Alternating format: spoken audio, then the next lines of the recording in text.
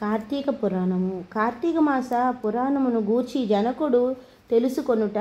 శ్రీమంతమగు భర్తవర్షమున నైమికారణ్యమున నొక వనము గలదు. అందు పూర్వము మహామునీశ్వరులగు సౌనకాదులు సత్రయాగము చేయుచున్న సమయమున సకల పురాణమును నెరిగిన సూత మహర్షి వచ్చెను.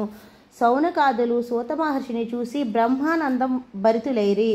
ఎదురేగి తోడ్కొని పోయి ఉచితాసనంపై కూర్చుండబెట్టి, ఇప్పుడు జనక మహారాజుకు వశిష్ఠ మహాముని చెప్పిన కార్తీక మహత్యమును గూర్చి తెలుసుకొన గోరుచున్నాము అని కోరిరి. సౌనకాది మహామునులు కోర్కె విని సూతుడు ఆనందించి, సౌనకాది మునీంద్రులారా, పూర్వము కార్తీక మహత్యమును నారదునకు బ్రహ్మదేవుడును, పార్వతీదేవికి శంకరుడును, లక్ష్మీదేవికి విష్ణువును, జనక మహారాజుకు వశిష్ఠుడును చెప్పియున్నారు. కార్తీక మహత్యమును విన్నవారు సకల సంపదలను పొందుదురు, మోక్షము పొందుదురు.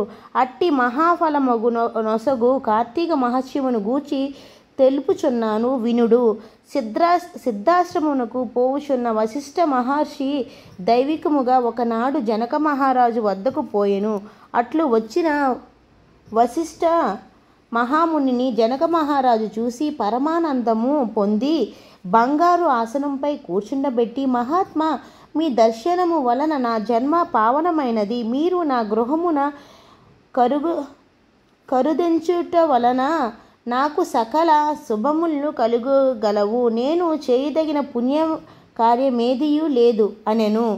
జనకుని మాటలు విని వశిష్ఠుడు, నృపోత్తమ, నీకు శుభమగుగాక. నేను నా ఆశ్రమమునకు పోవుచు నీ వద్దకు వచ్చినాను. నా ఆశ్రమమునందు యజ్ఞము జరగవలసి ఉన్నది. దానికి కావలసిన దృశ్యమిచ్చుటకు నీకు ఎంతయో తగి ఉన్నావు అనగా, జనకుడు ఆనందించి, మునీంద్ర, మీరు చేయు యజ్ఞమునకు కావలసిన ధనము ఇచ్చెదను.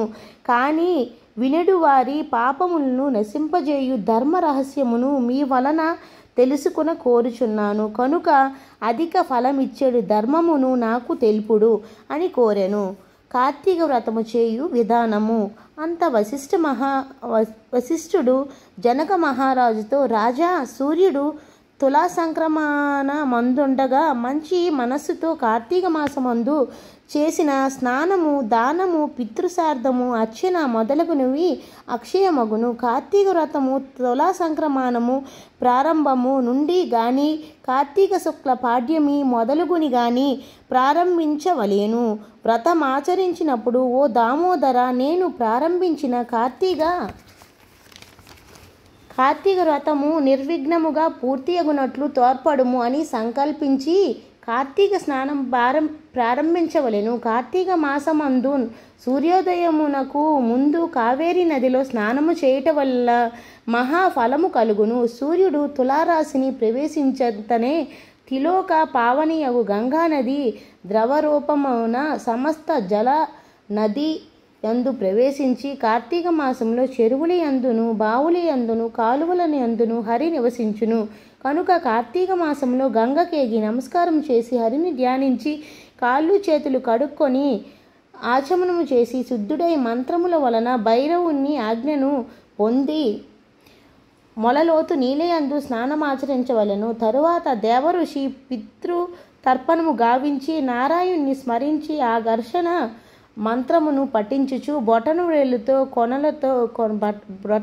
కొనలతో జలమును ఆలోచనము చేసి తీరమునుకొచ్చి అచ్చట యక్షతర్పణము చేసి మొలకు ధరించిన వస్త్రమును విడిచి నీళ్లు వదిలి ఆచమనము గావించి శిరస్సు తప్ప మిగిలిన దేహమంతయు తడిగుడ్డతో తుడుచుకొని కొత్త బట్టలు కట్టుకొనవలెను. తదుపరి గోపీచందనముతో 12 సార్లు ఊర్ధ్వ ఉండ్రములను ధరించి సంధ్యావందనం ఆచరించి గాయత్రి జపము చేయవలెను. పిమ్మట ఔపాసనము చేసి బ్రహ్మయజ్ఞ మాచరించి పుష్పములతో హరిని సాలగ్రామమందు భక్తితో షోడశోపహారములు గావించి పూజించవలెను. అటు పిమ్మట కార్తీక పురాణము చదివి గాని విని గాని ఇంటికి పోయి భక్తి శ్రద్ధలతో దేవతార్చన గావించి వైశ్య దేవమును నెరవేర్చి భోజనము చేసి ఆచమనము గావించి పురాణ కాలక్షేపము జరుపవలను. సాయంత్రము విష్ణాలయమునందు గాని శివాలయమునందు గాని శక్తి కొలిది దీపములు పెట్టి భక్ష్య భోజనాదులతో స్వామిని పూజించి విష్ణు స్తోత్రము కానీ శివస్తోత్రమును కానీ చదివి నమస్కారములు చేయవలెను. ఇట్లు కార్తీక మాసమున భక్తి శ్రద్ధలతో చేయువారు వైకుంఠమును పొందుదురు. కార్తీక వ్రతమాచరించిన బ్రాహ్మణుడు కానీ, క్షత్రియుడు కానీ, వైశ్యుడు కానీ, శూద్రుడు కానీ, మునీశ్వరుడు కానీ, స్త్రీ కానీ పునరావృతం అందుదురు. కార్తీక మాసం ఆచరించిన వారిని చూచినవాడు ఆ దినము చేసిన పాపము నుండి విముక్తుడగును.